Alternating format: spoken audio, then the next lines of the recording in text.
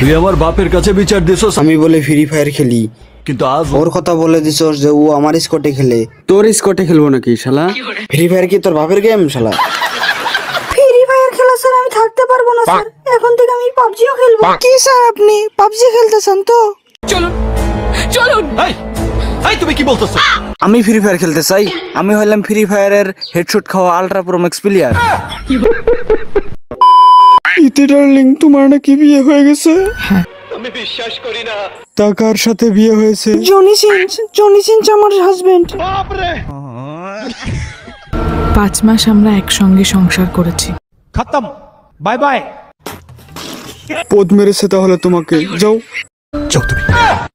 এই শালি, ওই টাকলা টাকা কেন বিয়ে করলা?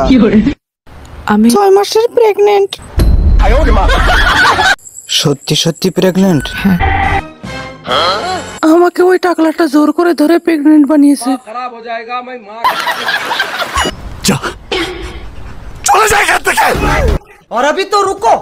যা, কোনোদিন এখানে আসবি না।